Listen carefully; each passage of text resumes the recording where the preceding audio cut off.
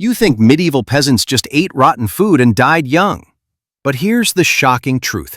Medieval people weren't just scraping by. They were food preservation masterminds. They created survival food so durable, so ingenious, some lasted decades without spoiling. No refrigerators, no plastic packaging, just brains, patience, and science they didn't even know they were using. Today, we're uncovering 10 genius medieval survival foods that never spoiled. Foods so powerful they fueled armies, survived famines, and in some cases are still edible hundreds of years later. And stick around because a couple of these will blow your modern mind. Hardtack was the king of survival rations, a simple cracker made from flour and water baked not once but 4 times until it was as hard as stone. No yeast, no fat, no luxury ingredients, just pure endurance food. Roman soldiers carried a version of it, but by the medieval era, knights and sailors were traveling with biscuits that could outlast entire generations. How long? Try 50 years or more. Civil War museums in America still hold pieces of 200-year-old hardtack that remain edible today. It wasn't tasty. It was so tough soldiers had to soak it in soup, beer, or even smash it with a sword hilt just to bite into it. But when famine hit or voyages stretched too long, this indestructible bread saved lives. Modern survivalists still copy it, but here's the kicker. The medieval formula hasn't been improved. Sometimes, the simplest invention is already perfect. While hardtack fed land armies, the seas had their own survival king. Stockfish. Vikings perfected it by gutting cod and hanging it on wooden racks in freezing northern winds. The Arctic air removed 80% of water content, leaving fish so tough it could double as a weapon. It looked like wood. It felt like wood. But it was food. Crews carried it on voyages across the Atlantic knowing it wouldn't rot. Even better, it was lightweight and packed with protein, perfect for long expeditions. By the late Middle Ages, stockfish was so valuable it became Norway's #1 export, worth the modern equivalent of hundreds of millions of dollars. Portugal, Italy, and England built entire trade networks around it. Today, you can still buy Norwegian stockfish, and yes, it's made the same way the Vikings did 1,000 years ago. Now here's a twist. Medieval Europeans weren't the only ones mastering survival foods. Native Americans created something so efficient, so calorie-dense, that fur traders and explorers in the 1600s adopted it immediately. Pemmican. 5 pounds of lean meat, dried until brittle, pounded into powder, and mixed with rendered fat and sometimes berries. The result? A block of food that could last 20 to 30 years. No joke. A single pound packed 3,000 calories, enough to keep a warrior moving through an Arctic winter. One bison could produce 100 pounds of pemmican, enough to keep a family alive all winter. Lewis and Clark carried it. Hudson Bay Company fur traders demanded it, and medieval Europeans who encountered it were stunned. It made their breads and salted pork look amateur in comparison. To this day, survivalists call pemmican the greatest survival food ever invented. Salt wasn't just a seasoning in the Middle Ages. It was survival. It was so valuable that nobles literally sat above the salt at banquets, while commoners sat below. Why? Because salt was the key to life through winter. By packing meats, fish, and even butter in layers of salt, medieval people created food that resisted decay for years. Salt drew out water through osmosis, killing bacteria before they could grow. Animals were slaughtered before Christmas, then entire cuts of meat were rubbed with salt or brined in barrels. Even butter was loaded with 5 to 10% salt to prevent spoilage. Done right, it could last years. Done wrong, you risked scurvy, strange consumptions, or deadly food poisoning.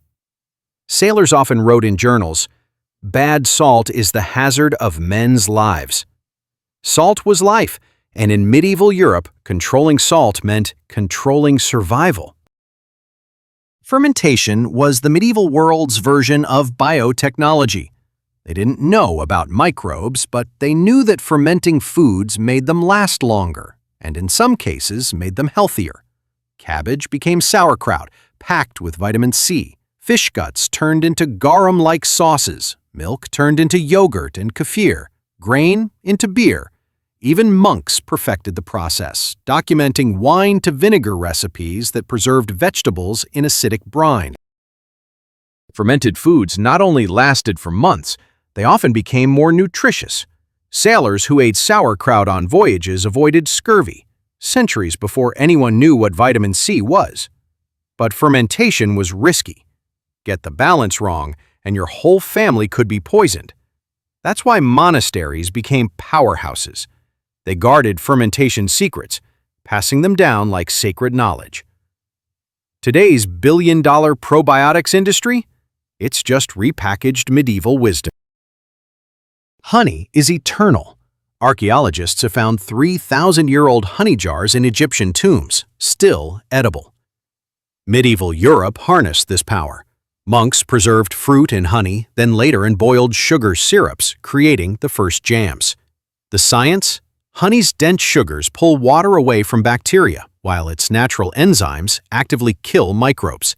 This meant apples, pears, and berries could last for years, not weeks. Honey-preserved fruits weren't just food, they were medicine, a way to get vitamin C during winters when fresh food didn't exist. By the 14th century, honey-preserved foods were so valuable, some monasteries earned the modern equivalent of tens of thousands of dollars annually from them. But it was dangerous too. Failed attempts led to fermentation or botulism, killing entire households. Preservation was never just cooking, it was survival science. If salt was the sword, smoke was the shield. Smoking meat added protective chemicals, phenols and aldehydes, that slowed bacterial growth and killed parasites. Medieval smokehouses weren't just huts, they were precision machines, with texts as early as the 11th century detailing which wood for which meat, oak for beef, apple for pork, cherry for fish.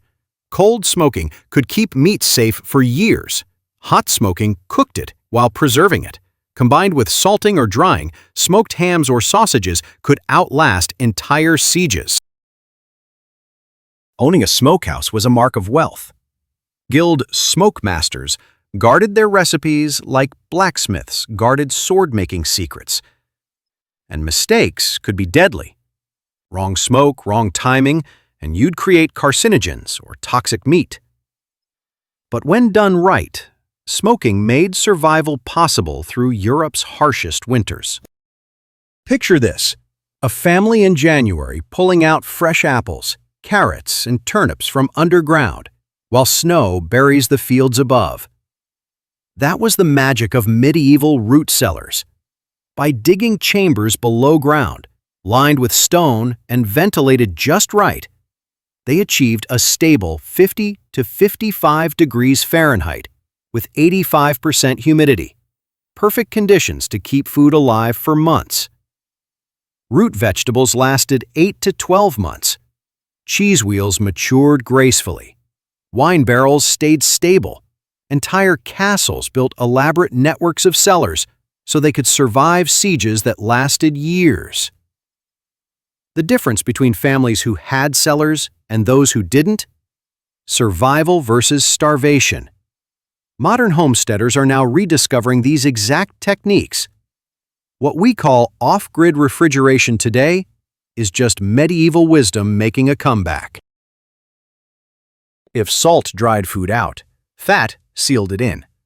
French cooks in the 13th century mastered confit, cooking duck, goose, or pork, then sealing it in its own rendered fat. The fat formed an airtight barrier blocking oxygen and bacteria. Done right, the meat stayed fresh for 6 months or more, even at room temperature. This wasn't just survival food, it was gourmet. Confit became a luxury in noble households, a mark of status. Armies carrying fat-preserved meat could campaign through winter, giving them a deadly edge over enemies. But it was dangerous. Render fat incorrectly, and you'd cause rancidity or even deadly botulism. That's why master chefs were held in almost mystical esteem, because their skills literally determined survival. Today's vacuum sealing and sous vide cooking, it's the same principle, just with machines.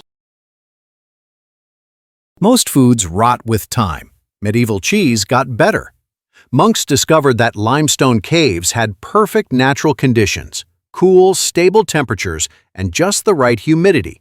Wheels of cheese stored there didn't spoil, they transformed. Flavors deepened, textures improved. Some cheeses aged 5 to 10 years and were worth more than gold. Monasteries guarded these cave locations fiercely, and buyers paid fortunes for aged wheels.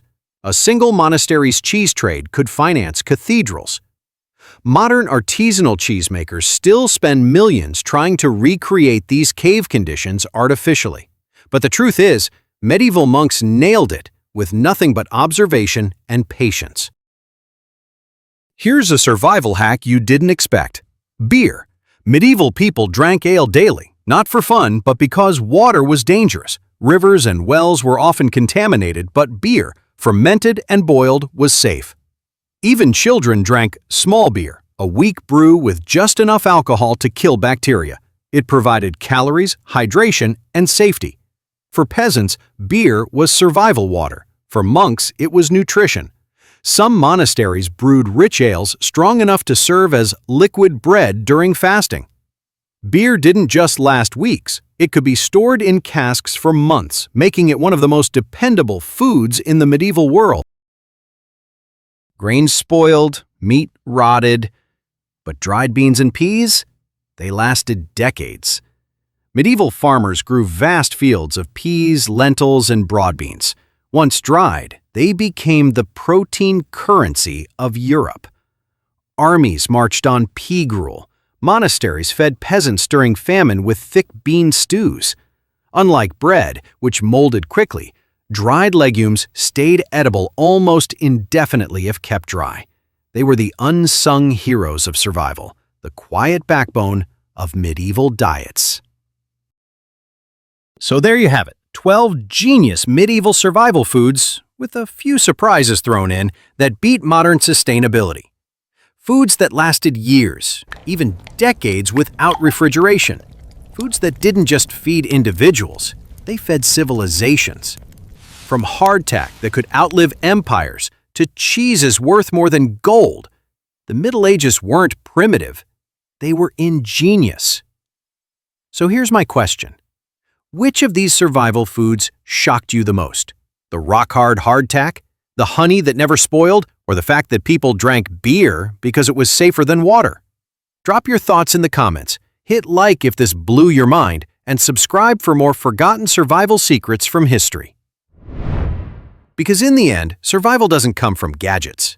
It comes from knowledge. And the medievals had plenty of that.